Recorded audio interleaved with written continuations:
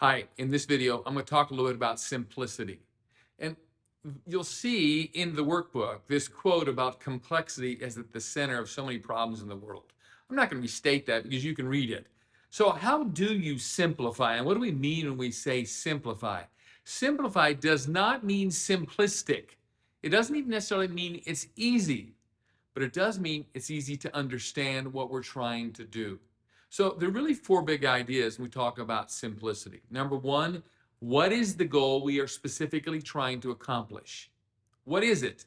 Now, it's not a goal like we want to improve guest satisfaction.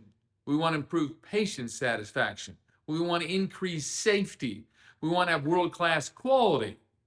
Those are all kind of vision statements. They aren't goals. When we say a goal, we mean how much you're going to accomplish and by when. For example, we are going to improve patient satisfaction by 18% by the end of the year. We're going to improve throughput on all machine lines by 17% by the end of this quarter. We're going to decrease safety lost time accidents from 1.5 per month to 0 per month by the end of the year. So in other words, how much by when? Now that's really important because if the how much is 100% year over year, probably not probable. So you need to make sure that the how much and the by when are realistic, are reasonable. Trying to double something within a year is pretty difficult. Now, we're not saying it hasn't happened, but we're saying that's a tough way to begin, a really tough way, and a way to ensure that many of your people are completely disengaged from the beginning because they don't believe you can do it. It's too absurd.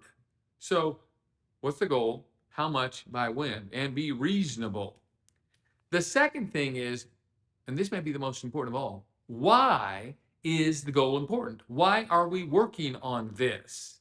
As I mentioned in another video, we have a client who wanted to improve retention of their customers. Why? Because they said if we improve retention, we'll grow our business. And we grow our business, we need more employees, not less.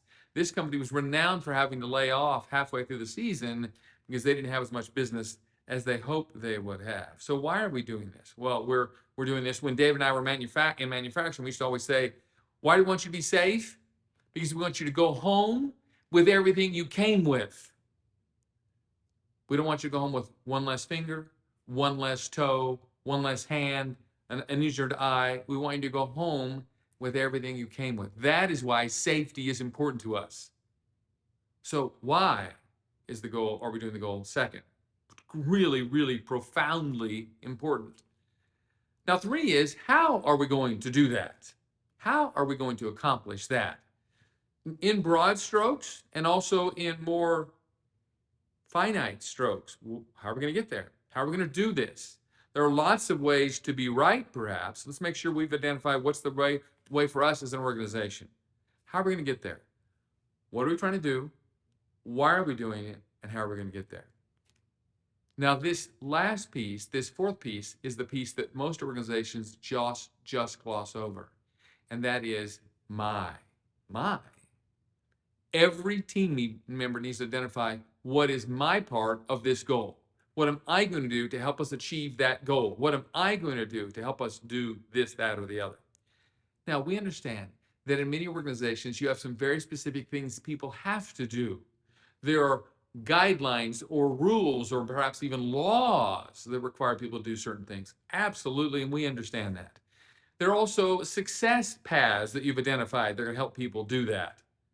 What we know, though, is that when people are a part of that and they can say, you know, over the weekend, I was thinking about this way to improve this process. I don't know about you, but as a boss, that makes my heart sing when someone walks in on Monday morning and says, hey, boss, I was thinking about this weekend. I am delighted that they were thinking about it this weekend. And I'm even more delighted that they have some ideas about how to help us improve.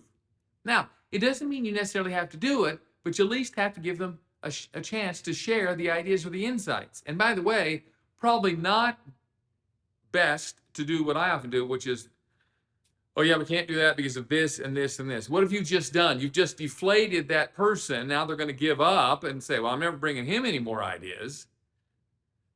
What I'm trying to make my standard answer these days is that is a great idea. Let's look at that instead of that'll never work. Instead of no. Hey, let's reinforce the positive energy. Well, thank you for spending the time thinking about that, identifying that. Let's look more at that. Well, I'll tell you this. When people understand a goal that way, it really is a simple goal. What are we doing? How much by when? Why are we doing it? What does it mean to us and to the organization? And not just the organization, but to them. How are we going to get there? And what's my part? If someone can walk in every day to their job and say, here's what I'm going to do in my job to help us win on that goal, what's the probability of success? It's unbelievable. I hope you really put this to work in your work life and in your personal life as well.